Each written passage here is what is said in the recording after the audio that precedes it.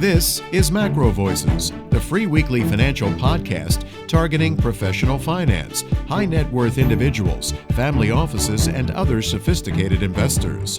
MacroVoices is all about the brightest minds in the world of finance and macroeconomics telling it like it is, bullish or bearish, no holds barred. Now, here are your hosts, Eric Townsend and Patrick Ceresna. MacroVoices episode 505 was produced on November 6th, 2025. I'm Eric Townsend. Rabobank's Michael Every returns as this week's feature interview guest. We'll break down the geopolitical situation and talk about what it means for markets. And Michael will have more to add to Brent Johnson's comments last week about the role of U.S. dollar stablecoins in the global financial system going forward. Then be sure to stay tuned for our Trade of the Week segment right after the feature interview, when Patrick will present a pairs trade to fade the AI-driven South Korean technology stock rally. And I'm Patrick Ceresna with the Macro Scoreboard week over week as of the close of Wednesday, November 5th, 2025. The S&P 500 index down 136 basis points, trading at 67.96. It's consolidating off of last week's new highs. We'll take a closer look at that chart and those key technical levels to watch in the post-game segment. U.S. dollar index up 80 basis points, trading to 99.92. The December WTI crude oil contract down 146 basis points, trading at 59.60. The December RBOB gasoline up 265 basis points, trading at 194. The December gold contract down 20 basis points, trading at 39.92, remains above its 50-day moving average as it has found short-term support. The December copper contract down 532 basis points, trading to 498. The uranium down 296 basis points, trading to 78.75. And the U.S. 10-year Treasury yield up 5 basis points, trading at 4.13. It's going to be a light week next week on the key news as the government shutdown continues to leave a lot of that economic data in limbo. This week's feature interview guest is Rabobank's Michael Every. Eric and Michael discussed the U.S.-China geopolitical tensions, economic statecraft, stable coins, and the emergent challenges and opportunities. Eric's interview with Michael Every is coming up as MacroVoices continues right here at MacroVoices.com.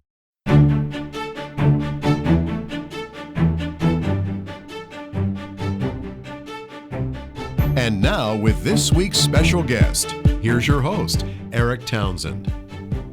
Joining me now is Michael Every, global strategist in economics and markets for Rabobank, or Rabobank if you prefer. Michael, I'm so keen to get you back on the show. I loved something that you wrote recently when you said, does anybody remember PMIs? Remember when that was what everyone was focused on? It seems to me like the combination of political, military, and economic statecraft and posturing and positioning and so forth has hit fever pitch over the last month. I'm certain that it's really important to markets, and frankly, it's above my pay grade. I'm so glad to have you back on. Give us the overall assessment of what's going on in terms of statecraft, politics, and so forth that's going to affect markets, and how should we interpret all these interesting news events of the last month? Okay, well, thank you very much for the opportunity. We've obviously got the whole world to cover there within that introduction. We can bullet point it that the primary driver is still the US trying to reinvent itself and changing the world around it by doing so. The reason for it doing that is still above all China in the simplest possible terms. But we have a panoply of really eyebrow-raising developments over the past couple of weeks, which I want to just run through briefly before we get to the main event, which is, of course, the Trump-Xi Jinping meeting that we had recently and the outcome from that. So let's just consider that a month ago I was speaking to clients and writing an editorial about it, and I said economic weapons are things that you need to be looking for, or new forms of weapons. And immediately afterwards, China announced export controls on its rare earths, or further export controls, and said that no one was allowed to use them anywhere if they went into military supply chains. And given that you have to have them in order to build that equipment, effectively China was saying no one anywhere except it or its allies would be able to build any military equipment going forward. That's rather a game changer if you consider it. We had the Dutch government seizing a Chinese-owned chip maker, Nexperia, which was about to be asset stripped by its parent company, and which then cut off chip supplies to the EU in response. We've had 3 EU oil refineries which take Russian fuel, suffering mysterious explosions. The US dangled more military aid for Ukraine and then pivoted at the last minute and sanctioned Rosneft and Lukoil, although physical enforcement there is key. Russia brandished a new nuclear weapon, just going straight to real weapons. The US has restarted nuclear tests. The US is talking about regime changing Venezuela very clearly. Trump has suggested he could move on Nigeria and now potentially move into Mexico too. So that's just a smattering of what we've seen. And on top of all that, in Europe, we've had the former head of the ECB and the current head of the ECB talk about how Europe should run its political system, saying that it should be majority voting rather than everybody having to agree to everything. Where's that in a central bank mandate? We've had the European Commission President von der Leyen laying out green tech policies that very strongly imply we're going to have non-tariff barriers. So basically made in Europe for all public tenders, which is 14% of GDP. Capital controls to screen FDI so it's in the European Union's interests. And I presume that's coming in and going out, in which case you can stop people investing in other countries you don't want them to. And tariffs and subsidies to support key sectors. And on top of that, they threatened to put their anti-coercion instrument into play against China, which is a trade bazooka, although it's never been used. And the rumor is that they're going to completely remove or change all their legislation for financial markets regulation. And the number of acronyms I could run through there is almost endless. And basically lift everything up to the EU level rather than the national. So that is just a gobsmacking backdrop. And that was before Trump swept through Asia and did a series of trade and FDI into the US, by the way, and defense deals, and of course centered around rare earths, gathering a cluster of economies to his side versus China and getting Japan and South Korea to say they would help with shipbuilding in particular. And then he sat down for that meeting with Xi Jinping beforehand, tweeting, the G2 will be convening shortly. The G2. There's 193 countries in the world left out. Let's then turn to that Trump-Xi meeting. Did we get a G2? And in very, very short form, no, I don't think we got a G2. I think what we have here is a ceasefire to rearm, if you will, quite literally. And it's not any kind of peace deal in the longer term. In the longer term, I think we're still heading for a 2G, which is not the G2 working together, but the world with 2 different groups, the US-centric group and the Chinese-centric group.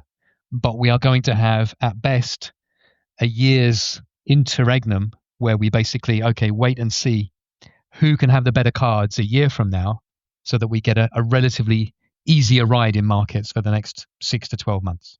Michael, if you've been sitting enjoying the Caribbean sun for months and months and all of a sudden there's a monsoon and then it doesn't stop, you have to consider, okay, there must be some seasonality to this. Oh, it's monsoon season. You eventually figure it out. You've been a master of interpreting economic statecraft. It seems to me economic statecraft is something that was subtle and seldom used until fairly recently.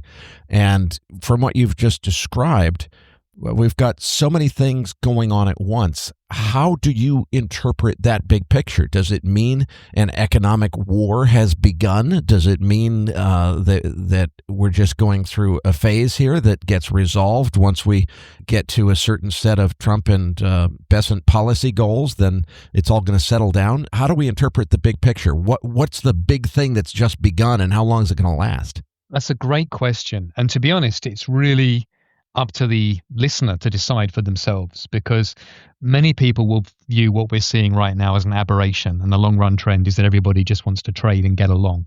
I think that's pretty much the normal view in markets and in most economic circles. I disagree. I think everything is always about power at the end of the day. While everyone's got a stable power balance globally, everyone will focus on markets. But when the hegemon starts wobbling, well, everyone starts putting in their bets to see who's going to be the next leader. That's still the game I believe is playing out. That's going to play out probably for the rest of our lives. It's a very, very slow burning process because neither China nor the US is going anywhere.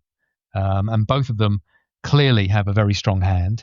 And both of them have an enormous number of tricks which they can use to try and give themselves the advantage. So, short of an actual shooting match, which some people worry about, I think directly between the US and China is relatively unlikely. This is going to be the new normal going forwards. But it is happening across geography, across asset, and across disciplines in a way that most people are having difficulty drawing together.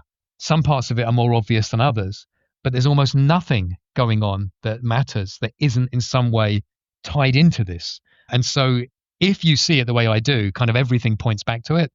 And if you refuse to accept that fundamental precept, which many people do, I'm pointing to things that aren't there. And in reality, we just have a lot of random shocks. But if that is the case, why are very easy to predict things like Trump talking about regime change in Venezuela, which not many people had on the cards 12 months ago, but I did. Now, headline news. Why have we seen just in the past few days rumors that the US wants to openly dollarize other economies, which of course would include Argentina, I would think. I mean, that's been floated before, but I don't think it's a coincidence that all of this is coming back right now, as in the background, China is trying to do currency deals with other people, and both sides or both blocks are trying to feel out who's on whose team and in what new set of rules. Going back to the Soviet era, there were really two axes of power in the world. There was the West, and there was, the whole Russia-controlled the Eastern Europe and so forth. They basically didn't trade with the West, and they couldn't trade with the West in many cases. Are you saying that we're going back to that kind of bifurcated global economy where there's the America-centric West and the China-centric East, or whatever you want to call the China-centric pole, and we get toward a global economy where there's just not as much cooperation and everything's living in two sides of a wall? Well, that's your worst case scenario. And I think that absolute worst case is unlikely, in that there are going to be different categories of goods, some of which people have no problem trading. For example, if China is going to make novelty toilet roll holders, I just don't see that the US is going to have an issue buying them. There are advantages to making many different things, and manufacturing in general is an advantage, full stop. But I would think if you're specifically talking about that product category, very few people in the West would say we're going to fight tooth and nail and use economic statecraft to get that back. Tchotchke about them.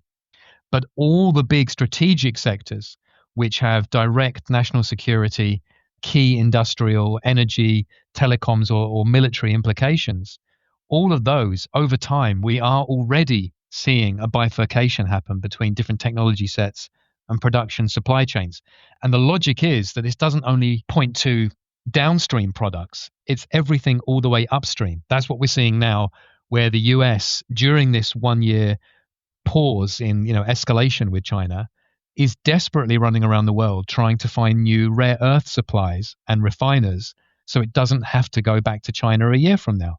And China, for its part, is desperately trying to make sure that everywhere that the US currently has the whip hand, for example, the highest end chips, or in software or in aircraft parts, that it can catch up. And a year from now, it can say to the US, look, we just don't need any of your stuff anymore. So it's a dynamic process. And there will be things, where you can carry on pretty much as normal. But I think everything that matters is going to shift over time, even if it isn't done in a synchronized fashion. What I don't understand about your explanation is just how it's possible that the U.S. would be leading this charge from such a weak opening position. I mean, it seems to me there's been, economic bloggers that have been complaining for decades now, or certainly for the last many years, about the number of things that we are sole source dependent on China for, from our medications to rare earth elements to a zillion other things. This is very widely known. If you know all those things and you want to get into a competitive, hot and heavy negotiation, I would think the first step would be to quietly shore up all of those vulnerabilities, figure out, play nice, smile, and be happy with China, and shore up all those vulnerabilities to put yourself in a very strong negotiating position, then start talking tough. It seems to me, Michael, like Donald Art of the Deal Trump is doing it backwards, and I think he knows better. So I don't get it. I don't think that Trump was in the position to be able to do what you're suggesting. If he were, then he would have done exactly that. We have lived through decades, I mean, not just years, decades, in which not just the US, but Europe and every major Western economy has done everything it can to get rid of all its productive potential and to shovel it offshore. It was absolutely the norm. That's how you made your money on Wall Street. That's how you got a nice slush fund if you're a politician. Just ensure that you offshored absolutely everything, sliced up the value chain into a million different pieces, and very, very few of them were still within the US. And everyone was happy. Now, you can say that was a utopian view, that if we did that, we'd have no more war, because everyone's integrated together. And I won't rule out the fact that some people are idealists doing it.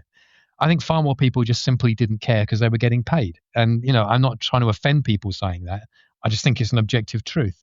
And there are still a lot of people who are either useful idiots who can't see the way the world is now, or are still getting paid to do the wrong thing. You can see headlines around you every day of people still not understanding the importance of the geopolitical moment and the geoeconomic moment and repeating past errors. So Trump would love to have gone in there, guns blazing, because he had all the guns and all the ammunition. That was never going to be possible. Now, the US still has a lot of weapons, a lot of very good cards, absolutely. Let's not forget just how significant they can be. But it doesn't have those things like rare earths, where China absolutely still has the whip hand. So we're now in this strange Mexican standoff where different kinds of weapons are being brandished against each other. So China has those rare earths. It also has pharma, as you correctly pointed to. And frankly, it has the supply of almost every physical product. But the US has control of the financial economy, which does still matter for now, even if I think physical production outranks it, in any kind of military conflict. It certainly does. And as I also said, it has high-end software, it has top-end chips, and it has, aircraft. It has various different things which do still count. And the US consumer, China must keep exporting to keep its economy moving forward, given how weak domestic demand is. So the US is a kind of agreeing to continue to keep buying from China while it tries to decouple from China. It's a very difficult process for anyone, whether it's Trump or anyone else, to deal with. And he has to basically remake the US economy, the Chinese economy, the world economy, everything all at once in multiple dimensions. It's a staggeringly difficult ask, whether you're into the art of the deal or not. Well, let's unpack this in terms of your take on where it stands and who really has the strength. Because, frankly, I want to hear that the country I was born in, the United States, is going to come out on top of this thing. But what I think you just told me is China is in a position to say, look, we're going to withhold all of your prescription medications. You're not going to have any medications. You're not going to have any rare earths to make your weapons with. We're going to withhold a whole bunch of other products. We've got you by the short hairs, United States. Don't mess with us. And the answer is, oh, yeah, we could withhold iOS version 26.1 and not let you have it for your iPads. Look, there's an element of that. That's what it sounds like to me, Michael.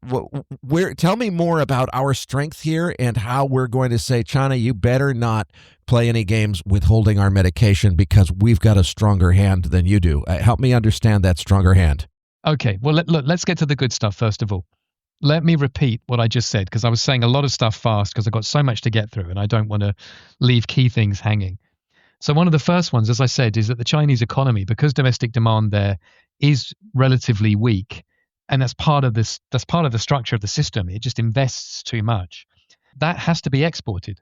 And if it can't be exported, you do get problems. For example, China's banking debt to GDP, or bank liabilities to GDP, is vastly, vastly worse than in the US. Chinese government debt is also pretty high. Trust me, it's not that much better than the US when you really deep ground and the long grass. But their private sector debt is far worse than in the US. So from a debt to GDP perspective, if they don't get the inflow of capital coming from abroad, from exports, all kinds of bad things can happen, even if they have capital controls and a largely state-dominated economy. There's only so far you can push that paradigm. So that's one weapon. As you said, in one level, okay, you can mock some of the software, but some of it's very important. Very high-end chips are important. Aircraft are still important. But here's where I want to segue into one other thing. At the beginning, you very correctly said political statecraft, economic statecraft, military statecraft. The political side of it is, can we make a deal? And that was, can we get a G2? And the answer is no, we can't. So if we can't do that, we can try and use the economic statecraft, and the US currently is. It's trying to change itself. It's trying to change China, which is very hard to do. It's trying to change its allies, because if it's the US plus Europe, plus Canada, plus Mexico, plus Japan, plus South Korea, plus Australia and New Zealand, plus the UK, you start putting those economies together and all the oil in the Middle East, or most of the oil in the Middle East, and that's a very, very different ballgame. But where that links into my next point is that I think the US is going to have to, over time, and maybe sooner than people think, if it isn't happening already, really start thinking, well, what about military statecraft? Because China may have this magnificent production machine, and it may be rearming or arming at the fastest pace anyone has done since World War II. And very soon we'll have a much more powerful Navy than the US if it continues on the current trajectory. But for the moment, it doesn't have global projection of any of that. Not seriously, not in the way that the US does now. And it's deeply reliant on resource imports from all around the world, from Africa, from Latin America, from the rest of Asia, from Russia, from Europe, etc., you name it. The US is in a position to block those flows. Now that takes us to the realm of economic warfare, or as I said, actual military warfare. But when you start looking at Trump talking about regime change in Venezuela, for example, dollarizing Argentina, which of course sells stuff to China, what we saw versus Iran in the Middle East a few months ago, this is exactly what you would expect to see as part of a grand macro strategy from the US perspective, which is to say, if we've lost the game on this front, in the time it will take us to try and build up our resources again, to try and go at warp speed to get rare earths and industrial production and onshoring and factories via tariffs back, we have to make sure China doesn't have an easy time of it either. We will do all that we can to physically disrupt some of those commodity flows in areas where China can't do a lot about it. Like Nigeria, for example. Okay, so Nigeria's oil. What happens if Nigeria can't export oil? You start going down the list of places that export things to China and thinking, how could you disrupt them? And that's what I suspect we will start to see emerging next. And we're already seeing that happen vis-a-vis Russia. I already mentioned that 3 oil refineries in the EU, which deal with Russian oil flows, all mysteriously exploded within a week. That happened a couple of weeks ago. Don't tell me that's coincidence and market forces. Okay, but let's talk a little bit more about these military risks, because from the things that you just described and some of the weaknesses or limitations that you described China as having at this time, it sounds to me like a close alliance between China and Russia would overcome most of those things, because Russia has a lot of those needed natural resources. And from what I understand, the U.S. is really kind of in last place on hypersonic weapons. So these super fast missiles that can hit the target faster than any intercept or defensive system could possibly stop them. From what I understand, Russia has enough of them already that, if it really came to blows, they could potentially do a simultaneous, take out all 10 of the U.S.'s aircraft carriers in a single attack and neutralize that force projection capability completely. That obviously would start a nuclear exchange and probably end humanity, so I really hope that it doesn't happen. But it seems to me that China and Russia together, both economically and militarily, are a force that I'm not sure could be reckoned with. And it seems to me that we've done a lot to encourage rather than discourage that kind of alliance between China and Russia. Well, let's take that piece by piece, because there's a lot to unpack there. We're talking about the end of the world as we know it, right? Well, I'm hoping we're avoiding it. Yes, it's not a topic I brought up. You did, but once you play the nuclear war card, it's a bit difficult to know where to go next. But I honestly don't place a particularly high probability on that, because I think both sides are rational, and much as we saw during most of the Cold War, except for a few flashpoints, that's I'm sure something both sides want to avoid. Okay, so let's compartmentalize that. But isn't it true, though, that China and Russia jointly, to assume that they don't have as much military might together between them as the U.S. has by itself, I think is not only optimistic, but just dead wrong. I think they've got much more military force, and we need to recognize that reality. Let's be blunt. This is macro voices, not military voices, right? We can get people on here who can give a much more nuanced view who wear uniform. All I will say is that China is completely untested Spending a lot on lovely new equipment. We don't know how it works. And for example, they don't really have a blue water navy yet. They can't project power anywhere on sea. They're starting to look at it, but they can't do it yet. And Russia, well, bluntly, Russia can't even beat Ukraine with the West only half-heartedly helping it, because the West is not all in on Ukraine in any way, shape or form. Europe talks a good fight and does almost nothing, in terms of physical flows of goods. And the US has been helping.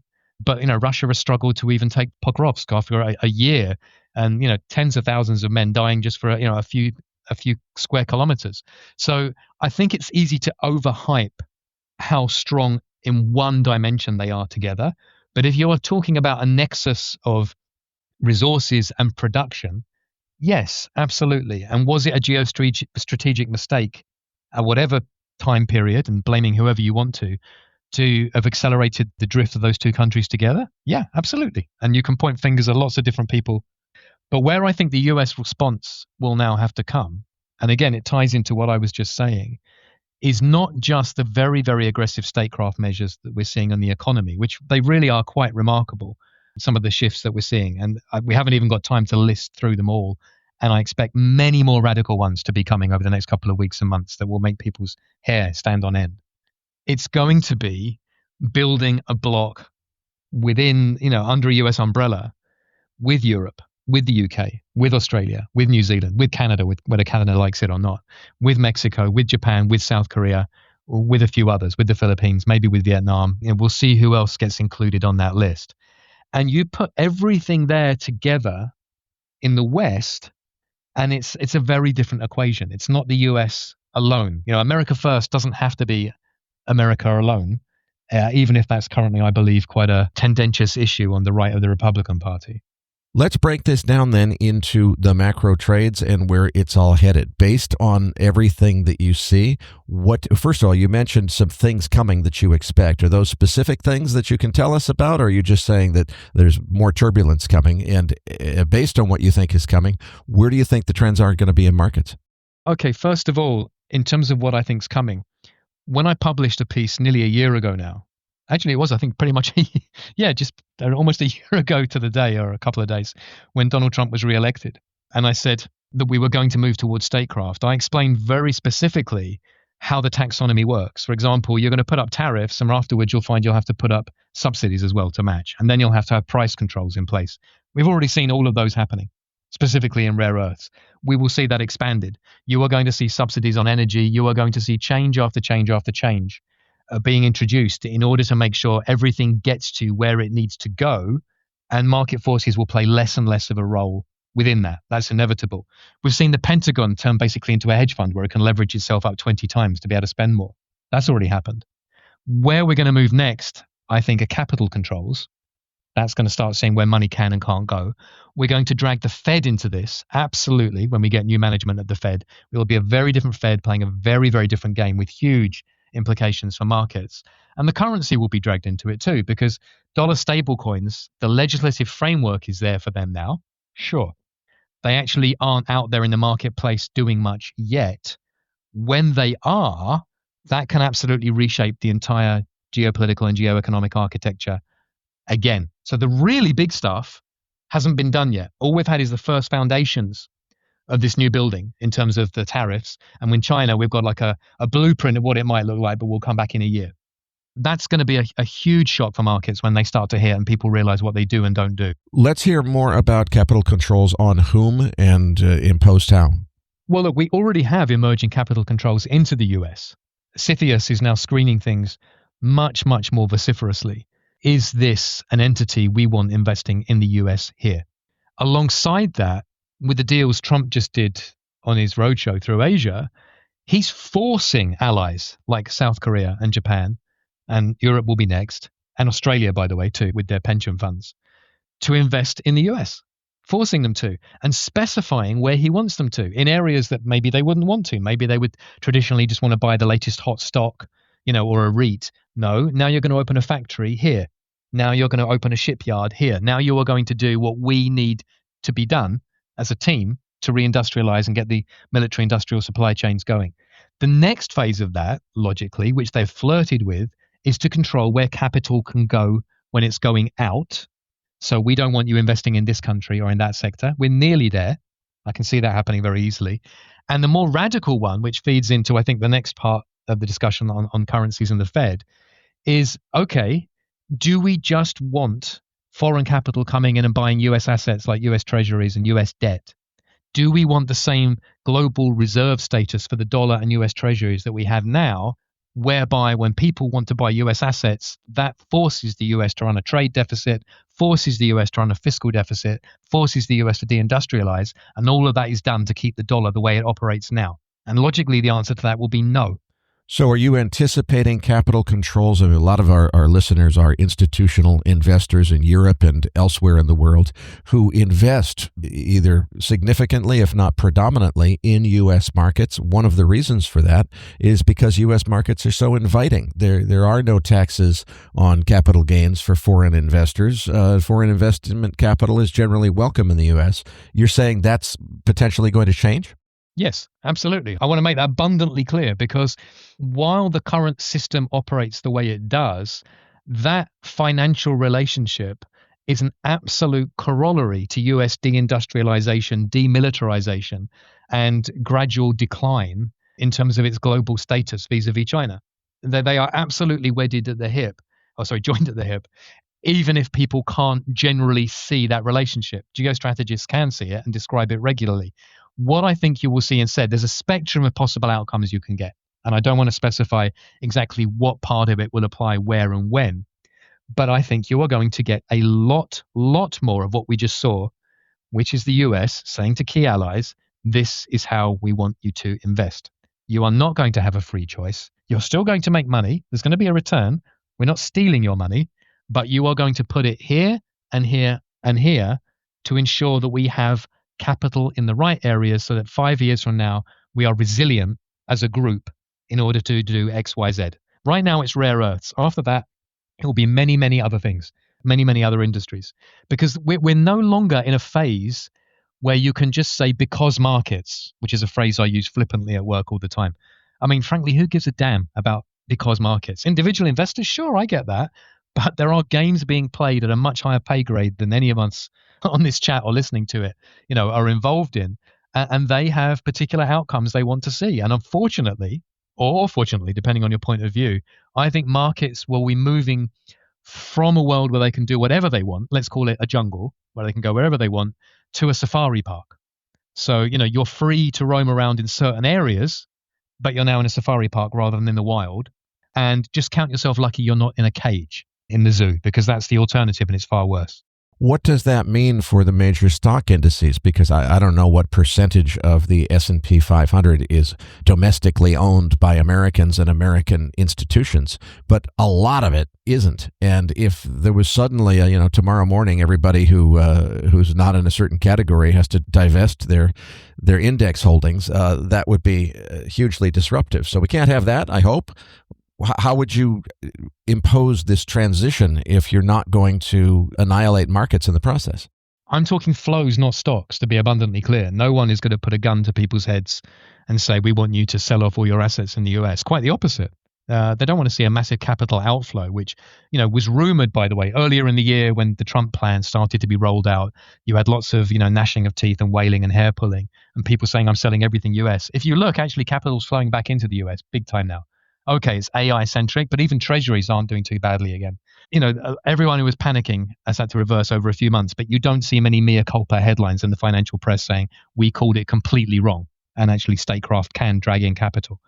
But from the flow perspective, I don't want to keep repeating myself. You can't have a US versus China existential, and the US itself calls it existential, geostrategic rivalry, and then just say, yeah, okay, let's put all our money into an app that makes cats look like dogs. I think I've used that analogy on this show before. What an absolute waste of time. You need to be seeing capital flow to areas, as it does in China under their system, where you're going to get the maximum bang for the buck. And it's literally bangs for bucks that we're talking about in some cases here. Now, there will still be money made doing that, absolutely. But you may have to rejig the system to make it work. For example, as I said, tariffs and subsidies together with price controls in some areas, and either deregulation or more regulation to ensure that you get an outcome that works, quote unquote, for everybody.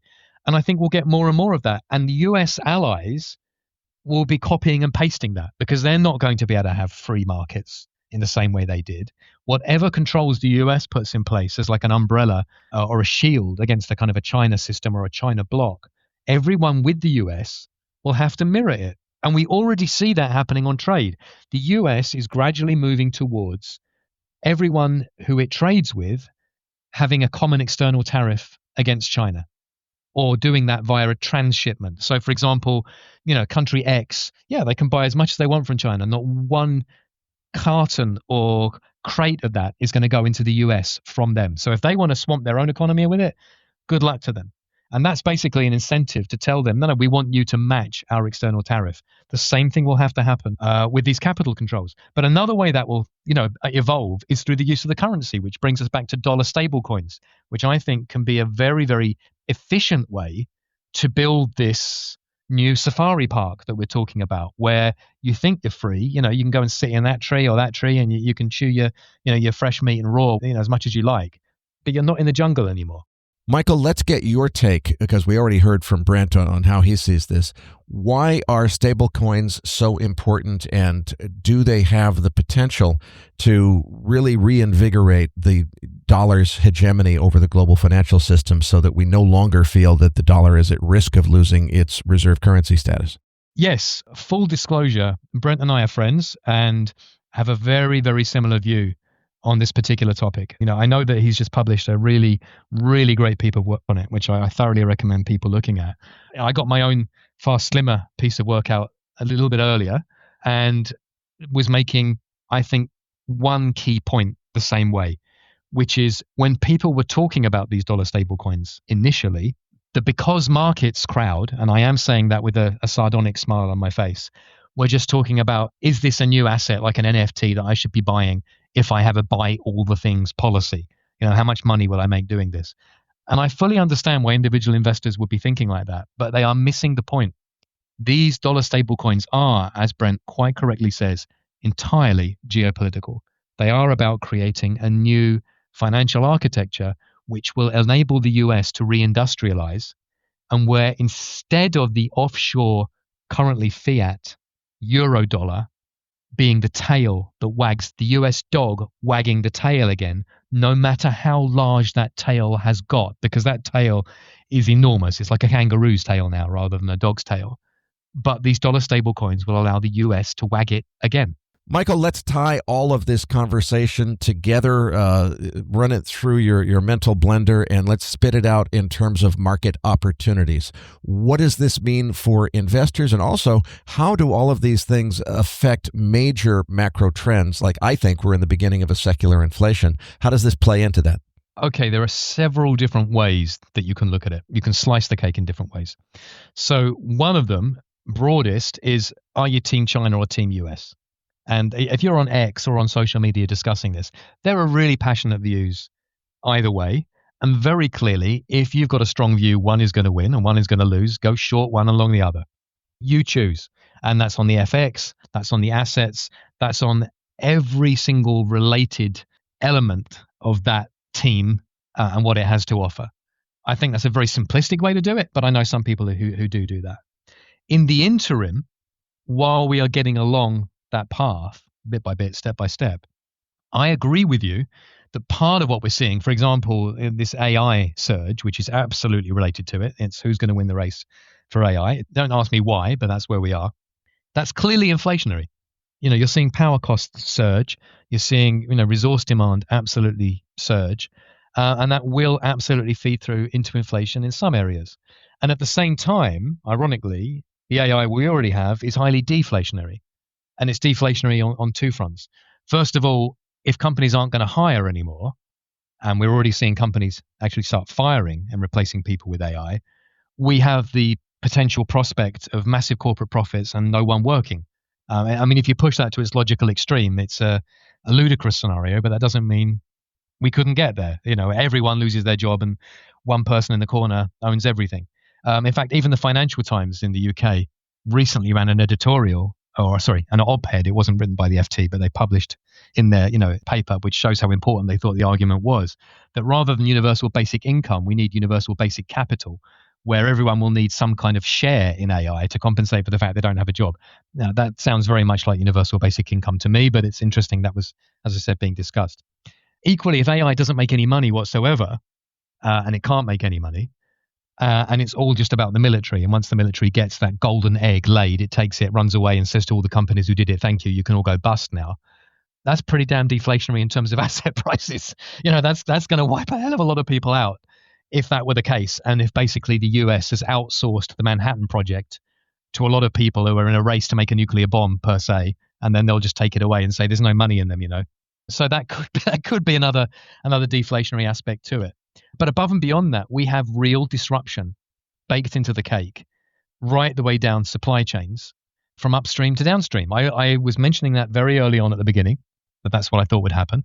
What we're already seeing in terms of, for example, the oil refineries in Europe that got blown up, what we're seeing with Russia and Ukraine doing to each other's energy infrastructure, and what logically China is already doing to the West in terms of these rare earths, which, by the way, is seeing the price soar in the West and remain low in China. That's the paradigm they want to see. Well, the US and or the West needs to see that reversed. Low commodity prices for what they have in the West, high in the Chinese bloc, because whatever it takes to achieve that. And there are lots of ways to do it. In its extreme, and this is an important thing to conclude with here, I think we may be looking at a world where we don't have one price for commodity X, Y, or Z. We've already got a bifurcating technology environment. We've got bifurcating supply chains for certain goods. Why, for example, would we have one very close set of benchmarks for oil? We don't have one for germanium right now. We don't have one for other rare earths. We have a Western and an Eastern. And I think we will have that for lots of different commodities. And you can make serious money playing that the right way, and you can lose serious money not playing it the right way. Doesn't that arbitrage opportunity potentially create or extend a global network of crime that seeks to arbitrage those prices by pirating things into countries that they're not supposed to be imported into? Let me ask a slightly sarcastic question in a very British way. Your first time in markets, sir? Yeah, absolutely. Of course it will. And there'll be money made doing that, but it'll be highly illegal and you'll risk getting blown up. quite literally. I mean, during the Cold War, we certainly had some grey market activity, and I'm sure we will have some here. But if individual investors at home are listening and thinking, yep, I'm going to be a profiteer, the kind of guy who in London in World War II was selling nylons, to ladies around the back of the pub, I wouldn't say that's your best pension option, right? I think there are going to be far more crystal clear ones that you will be encouraged to do at home. But yeah, at the margin, there will certainly be people doing that too, because human beings are human beings. No, I'm not thinking about opportunities for individual investors. I'm thinking about a massive increase in gray market transactions that criminals like, Mafia or Goldman Sachs or, what was I saying? Freudian slip. Others might get involved with in ways that are not obvious to the public. So I'm just suggesting that markets could become more complex and grayer than they are black and white now if the predictions that you're making come to fruition. Well, look, that's already been the case historically. If you do a deep dive, lift the stone, have a look at how some European economies have operated, during the Cold War, when there wasn't much official trade flow between East and West, and how certain countries which had organized crime networks operated within that, and who they collaborated with and who they didn't, and how. I think you'll find it very entertaining reading, and it's certainly a lot better than the plot of the last couple of James Bond films. I'll tell you that for nothing. Michael, before we close, let's talk about where some of the opportunities that are on the upside for both our institutional and retail audience are. Where are opportunities in markets? How should we be thinking about all this dire news in terms of upsides? Look, there's a lot of upsides to it. So I warned, as I said, when Trump won re-election, that we were going to enter the world that we're in now. And I spelled it out really pretty concretely. I even mentioned things like the Panama Canal, okay? At the same time, I didn't say sell everything and run away screaming from the US. And when people started to do that, I was mocking them and saying, you don't understand what's going to happen. It's part of the interests of this particular new paradigm to make sure that people do okay. Maybe not the same trades you used to make before. Maybe you're being corralled in a certain direction, but there are still directions in which it will be worth going. And one clear example of that, of course, is AI. Where if you look at the market cap of Nvidia now, it's more than the GDP of Germany. And you look at the market cap of Microsoft, and it's more than the GDP of France. So I'm not telling anyone what to do specifically, and certainly not in terms of those two stocks. What I'm saying is, if you understand how economic statecraft works, you understand how grand macro strategy works, factoring in also the military and the political statecraft alongside that, you can start to see what will need to happen in certain areas and where money will be made and where money will be lost. And that is the one critical set of lenses that I've spent all year trying to share with people. Put them on and you'll see for yourself what you need to do. Don't put them on and you're just guessing. And you've done quite a lot of writing about these things. So for people who want to follow your work, before we close, tell us what you do at Rabobank and how to pronounce Rabobank and where we can follow your work. Sure. Well, for us, it's Rabobank. If you're Dutch, it's Rabobank, and I always get confused between the two. So I'm a global strategist, or you could pronounce it global strategist if you want to try and make it Swedish. And I do what we've just done on this discussion. I'm cross-asset, cross-geography, cross-disciplinary, and I'm trying to look at the biggest of big pictures in order to understand what's going on at the local level, tying together the micro, the macro, and the meta. So that's what I do. And if you've enjoyed hearing this, or this is your first time hearing me in particular, obviously go to Rabobank Knowledge. Now, you do have to be a Rabobank client to get the best of that, but some of the stuff is available there. Look me up on LinkedIn. Some of my recent research, which is most appropriate to these discussions, is available there. And I'm also on X at the Michael Every, all one word, TheMichaelEvery. Patrick Ceresna and I will be back as Macro Voices continues right here at macrovoices.com.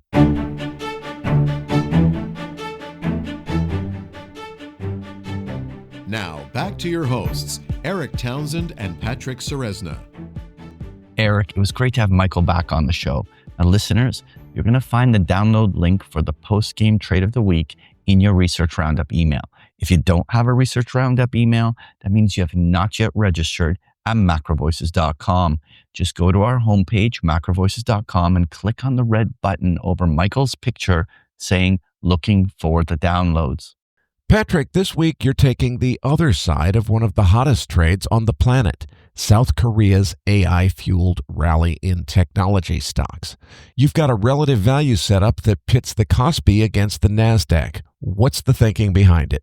Eric, for this week's Trade of the Week, I wanted to highlight a developing divergence in global tech leadership, specifically between U.S. technology and South Korea. The Korean Kospi index has been running hot on the back of the AI memory supercycle. The EWY ETF, which tracks Korea, is up more than 100% since the April Liberation Day lows, a massive move in just 6 months. Samsung and SK Hynix have driven nearly all of that upside.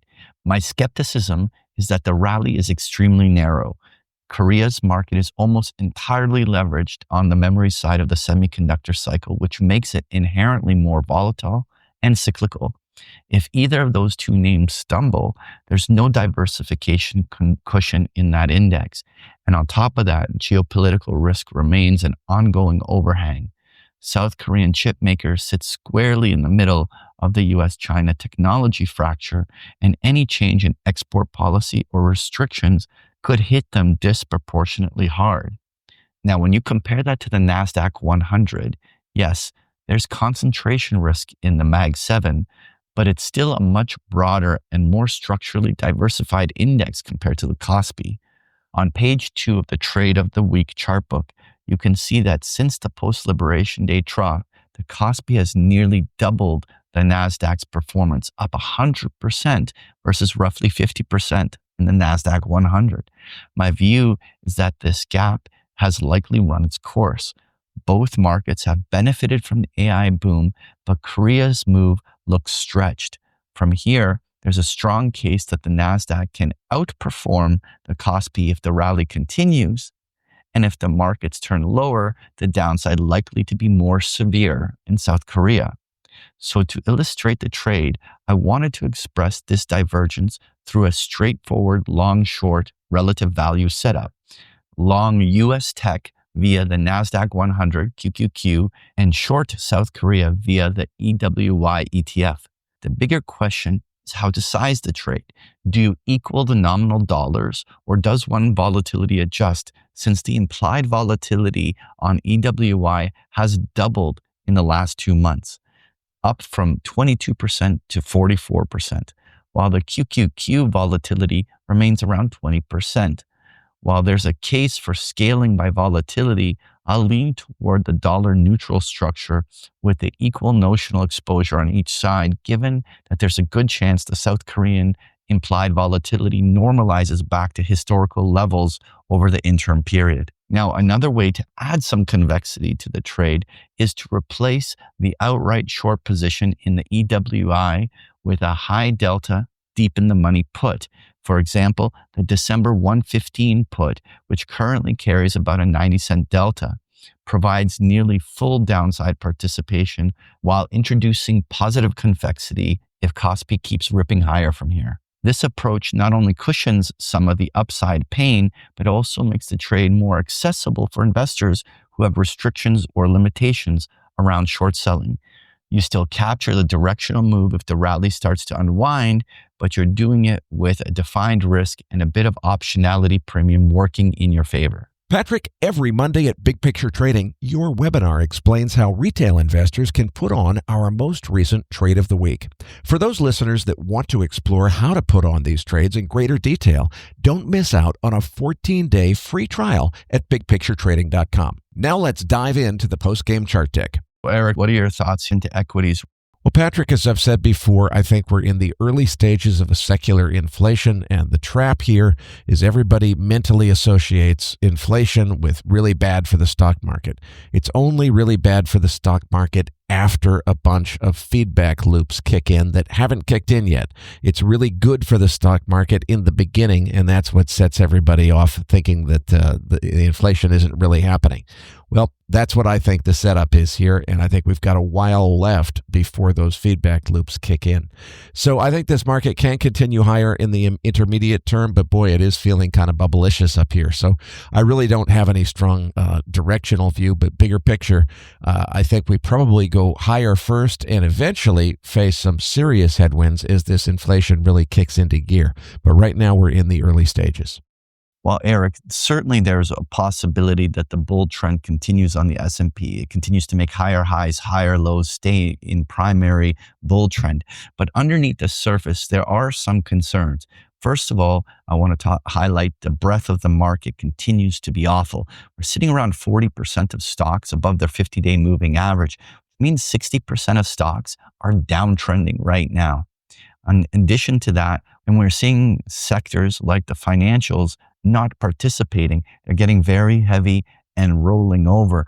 So this market is increasingly reliant on the Mag 7 continuing to rally. And while certainly we're seeing strength in Google and Amazon and names like this, this really will rely on the semiconductors continuing to rip, which brings that focal point of NVIDIA's earnings coming in a few weeks, which could actually end up being a key pivot point. So maybe we have markets that hold up here and maybe even make new highs over the next couple of weeks.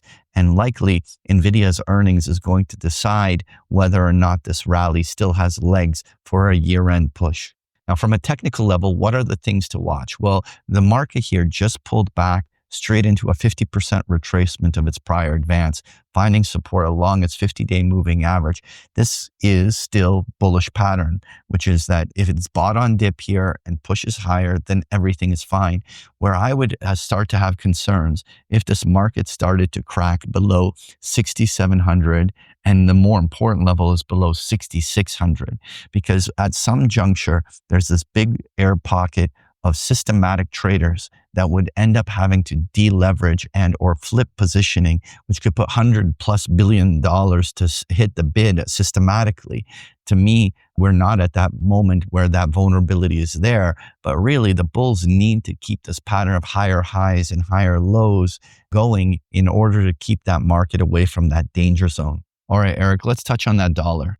Well, the Dixie is flirting with 100 this week, right on the edge of an upside breakout from the consolidation range, but it's not a breakout yet. So it's either topping here, right at its resistance level, at its key resistance level, or perhaps we're about to break out to the upside. I think headlines are going to drive this. I have no idea what President Trump and Secretary Bessent have in mind next, but I suspect it will be their actions that determines what happens to the Dixie next from here. Well, for me, Eric, the dollar continues to actually be setting up for a potential bull continuation. And this could be a genuine disruptor on an intermarket basis because a lot of the reflation trade assets that have been working so very well throughout the entire year were on the back of a weak US dollar. And it's been a consensus bearish positioning on the dollar. So if we have a counter trend trade, it offers an opportunity to be quite the disruptor to a lot of the bigger investment themes. So is there room for continuation? Well, look, we see substantial breakdowns in the pound. The euro's rolled over. The US dollar yen keeps making higher highs. The US dollar CAD makes higher highs. We have structurally strength in the US dollar against a lot of these cross currencies. And so for me, as we see this double bottom and basing formation developing in the dollar, it's going to be very interesting to see whether or not some sort of a short squeeze can ensue here that squeezes that US dollar up to 103, 104 on the upside. Eric, what are your thoughts here on crude oil? Well, Patrick, once again, we seem to be stabilizing right around $60 WTI. I still say anything's possible from here. Seasonality stays bearish until February or so. I wouldn't be surprised if there's another $10 or $15 even of downside from here in crude oil prices before the next really big move happens to the upside. So I do think the big move that comes next is an upside move, but I don't think it's time yet, and I see plenty of room for lower prices before it happens. So, Eric, I want to address your point about the downside. Well, look, we continuously are seeing lower highs, lower lows developing. This primary downtrend of crude oil is still intact. And we do have a key support line that if we had any technical breakdown of that support, it could create some short-term liquidity issues that could cause crude oil to have that short-term kind of washout that you're implying. That's always a short-term risk, one that I think can be easily hedged out. Overall, I think from an asymmetry perspective, I actually think the upside is much more compelling on crude oil, even in spite of that short-term volatility risk. I think the asymmetry remains skewed to the upside. And in fact, I think that the best thing to do here is to potentially have light positioning in and having some of that downside hedged out and have some skin in the game to see whether or not the bulls can crack that 50-day moving average and spur a little bit of short squeeze on the upside. We'll be watching what the next price move is. There's some key levels around the $62 level on crude. If the bulls can beat it, it could create a feedback mechanism that could squeeze the crude oil up into the high 60s. All right, Eric, let's move on to gold here. Well, Patrick, I'm on the fence between Ola Hansen's view that the next leg higher in this gold bull market will be a 2026 story versus maybe a different view that a sooner higher move might be in the cards already. The reason I say that, the slow stochastics and the RSI both went from extreme overbought to oversold. The stochastics haven't flashed a buy signal like this since late August, just before the meteoric $1,000 rise from 34 $4,400 to $4,400 began.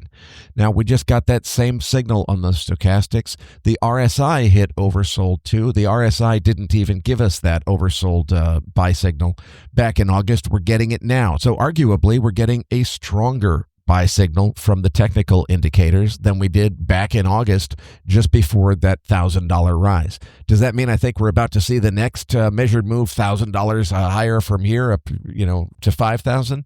Well, I see a few signs that might happen if the dollar doesn't explode higher, but I still think that's possible. So how the dollar situation resolves itself from testing the high end of its consolidation range, I think is definitely going to be relevant here. But potentially we could have a setup here for a sooner than expected upside resolution to the present consolidation pattern that we're experiencing in gold. Eric, technically, you can definitely observe some short-term oversold conditions, which have now seen gold and silver do 50% retracements of their prior rises. The question here is this a bigger correction, or is this simply a consolidation from a very overbought market? From my perspective, Eric, I think gold can put in its bottom this year, but the question is, can we see gold surpass its previous high this calendar year? I think that we could see a little bit of a compromise between Oli's view and yours, which is that we do put in short-term lows. We could see gold strengthen off of those lows, and maybe the break to new 52-week highs or new highs happens in the new year. One way or another, I still am structurally bullish gold and silver. This entire pullback I'm viewing as a big buy on dip and a correction for a continuation pattern into a new bull move still into 2026. Eric, let's talk uranium. Well, it makes perfect sense that we're consolidating here after the news flow calmed down. Well, the last big piece of news that we had was the news of the U.S. government buying into and subsidizing Westinghouse building a bunch more of their AP1000 power plants. We haven't had super califragilistic positive bullish news in almost a whole week now, so it makes sense that we're consolidating on the back of a whole bunch of positive news flow. All indications are that the bull case is as strong as ever. The one big systemic risk that I see that could screw this all up for us, or at least present a wrinkle in the long-term, very bullish nuclear story, would be if the AI trade started to be unwound, because I think a lot of the nuclear trade has benefited from AI sentiment tailwinds, if you will. If that tailwind turned into a headwind, if there was a reversal of the AI trade, that would be a big risk to our nuclear stocks, including the uranium miners. But that's the only big risk that I see right now. Otherwise, I think it's an incredibly bullish story. Eric, I want to focus specifically on the URA, which is the uranium ETF of all those stocks. And obviously, there was that positive news that came from Cameco that caused it to break to higher highs. And what's interesting is the URA faded all of that strength back down to the lows where it was trading here in October. So for me, this is the first price action that is showing a little bit of heaviness. While this is not in any way broken its primary bull uptrend, this type of price action is at least showing that uranium is starting to get tired after having a pretty epic 6-month bull run. Now, the question here is it overdue now for a little bit of a longer or deeper market correction, or is it just going to bull continue from here? I'm at this point very neutral. I'm not loaded up on uranium here. I'm going to see if we're going to get some buying opportunities on a little bit deeper dips. Patrick, before we wrap up this week's show, let's hit that 10-year Treasury note chart. What we've seen is that a short-term bottom developed around 390, very short-term trip below 4%. And since the FOMC, we've seen some reversion, which is the yield is now picked up to about 410. We now are in a situation, well, is this primary downtrend of yields going to persist? Well, I think that what's happened with the lack of economic data being released because of the shutdown and the Fed basically cooling everyone's ambitions of a dovish Fed off during the meeting, we could end up seeing a bit of a trade range here until there becomes more clarity. I wouldn't be surprised if we chop around here through much of November and that the bigger move develops into the December FOMC meeting. Folks, if you enjoy Patrick's chart decks, you can get them every single day of the week with a free trial of Big Picture Trading. The details are on the last pages of the slide deck, or just go to bigpicturetrading.com. Patrick, tell them what they can expect to find in this week's Research Roundup. On this week's Research Roundup, you're going to find the transcript for today's interview, as well as the Trade of the Week chart book we just discussed here in the postgame, including a number of links to articles that we found interesting. You're going to find this link and so much more in this week's Research Roundup. That does it for this week's episode. We appreciate all the feedback and support we get from our listeners, and we're always looking for suggestions on how we can make the program even better. Now, for those of our listeners that write or blog about the markets and would like to share that content with our listeners, send us an email at researchroundup@macrovoices.com, and we will consider it for our weekly distributions. If you have not already, follow our main account on X at MacroVoices for all the most recent updates and releases. You can also follow Eric on X at Eric S. Townsend. That's Eric spelled with a K. You can also follow me at Patrick Ceresna. On behalf of Eric Townsend and myself, thank you for listening, and we'll see you all next week.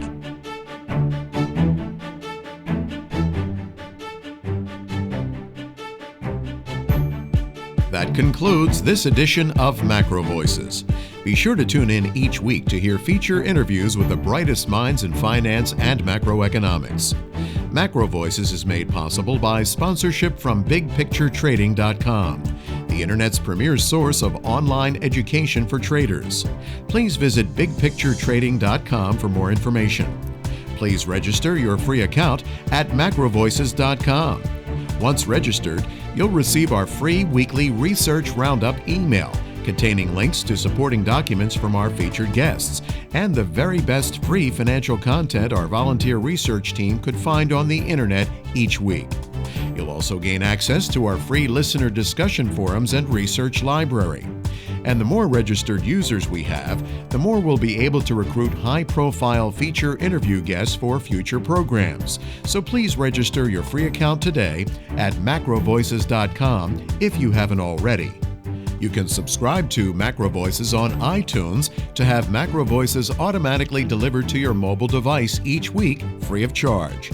You can email questions for the program to mailbag@macrovoices.com, and we'll answer your questions on the air from time to time in our mailbag segment. MacroVoices is presented for informational and entertainment purposes only. The information presented on MacroVoices should not be construed as investment advice. Always consult a licensed investment professional before making investment decisions. The views and opinions expressed on MacroVoices are those of the participants and do not necessarily reflect those of the show's hosts or sponsors.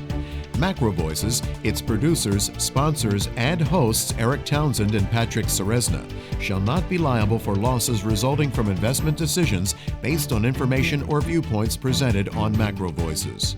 MacroVoices is made possible by sponsorship from BigPictureTrading.com and by funding from Fourth Turning Capital Management, LLC. For more information, visit MacroVoices.com.